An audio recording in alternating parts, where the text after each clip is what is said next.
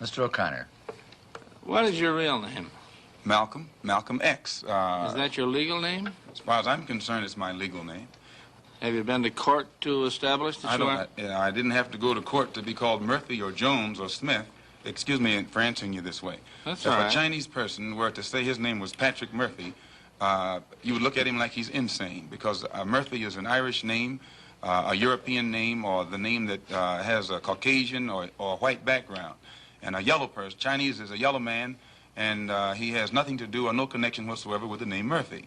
And if it doesn't look proper for a person who is yellow or Chinese to be walking around named Murphy or Jones or Johnson or Bunch or Powell, I think it would be just as improper for a black person or the so-called Negro in this country, as we're taught by the Honorable Elijah Muhammad, to walk around with these names. And therefore he teaches us that during slavery, the same slave master who owned us put his last name on us to denote that we were his property. So that when you see a Negro today who's named Johnson, if you go back in his history, you'll find that he was once, his grandfather or one of his forefathers was owned by a white man who was named Johnson. If his name is Bunch, his grandfather was owned by a white man that was named Bunch. Would you mind telling me what your father's last name was? My father didn't know his last name. My father got his last name from his grandfather, and his grandfather got it from his grandfather, who got it from the slave master. The real names of our people were destroyed during slavery. Was there any line, any point in the genealogy of your family when you did have to use the last name, and if so, what was it? The last name of my forefathers was taken from them when they were brought to America and made slaves. And then the name of the slave master was given, which we refuse. We reject that name today. You mean you won't even tell me what your father's supposed last name was or gifted last name was? I never acknowledge it whatsoever. Let me ask you about the status of Elijah Muhammad. First of all, is he ill? I spoke to him today. He is in better health than he has been. He's suffering from asthmatic bronchitis. Is that why he didn't attend your rally on last Tuesday? The only reason that he didn't attend was his ill condition, and the weather here, especially on that particular day, was of such nature that it would have been almost insane for him to come. Well, now, did you hold that meeting last Tuesday because it coincided with the general election, the primary election? I think if you study the history of Mr. Muhammad's work and religious work in this country, we've had our convention on February the 26th every year for, I think, the past 33 years. Well, now, while you don't care to discuss your former name or the name that the slave master gave to your antecedents, it is a matter of record that Muhammad's last name was Poole, Elijah Poole. No, that's the name that his slave master gave to his grandfather or great-grandfather, but that's not his name. Well, his mother and father thought when they called him Elijah Poole that was his name. They didn't know any better. Well, if they didn't know any better or not, they thought that was his name. Yes, sir, but sir... So what I'm trying to find out is when did he cease to be Elijah Poole and get to be Elijah Muhammad? In 1931, I think it was, in Detroit, he was taught the true history of our people and made aware at that time that he was wearing an English name, and by not being an Englishman, he looked out of place. And his teacher gave him the name that he's wearing today, Muhammad, Elijah Muhammad. All right, now when did he become what he purports to be in your literature, the son of Allah? I've never heard the Honorable Elijah Muhammad referred to as the son of Allah. The prophet of Allah. I've never heard him referred to as the prophet of Allah. What do you refer to him Messenger of Allah. All right, the messenger of Allah, and I appreciate the correction. Yes, he says that a prophet is somebody who predicts the future, and he's not predicting the future, whereas a messenger is someone who carries a message that has been given to him by one who authors that message. Why, now, who gave him the message, and to whom is it supposed to be delivered? Master W.F. Muhammad, the one who taught him, is the author of the message.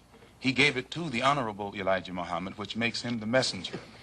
And he's to deliver that message of truth and righteousness to the 20 million American so-called Negroes, which means he's to teach us the truth, which will awaken us, and then show us how to live a life of righteousness, which will automatically qualify us for recognition as human beings by all other righteous human beings here on this earth. Well, now, one other question. With reference to what Mr. Hurlbut asked you a little bit ago, you took a very moderate position of wanting independence without having any hatred for the whites. Do I understand that correctly? Hatred is not involved in it whatsoever. Well, I recall in a recent plane crash, I mean 2 or 3 years ago, or less than that, a charter flight on Air France in which a group of people from Atlanta, Georgia, were, as they say in the business, as they took off from Orly Field. And you were quoted at that time as expressing great gratification that this tragedy had occurred. Do you recall that? I recall it. What did you say? Do you remember? The press misinterpreted it and misrepresented it. What did you say? They said that it was made at a Muslim meeting. It wasn't. It was made at a rally of Negroes, Baptist, Methodist, Catholic, and otherwise in Los Angeles, who were rallying to protest the brutal shooting of 7 unarmed Negroes and what did you by say? heavily armed white policemen in the city of Los Angeles. And because we are a people who have been taught by the Honorable Elijah Muhammad to never carry weapons of any kind, but to get on God's side and rely on God to fight our battles for us, at the time that these brothers were shot down so brutally, I pointed out at the funeral of the brother who died that God would step in and take a hand in giving us some form of justice for the brutal killing of our brother.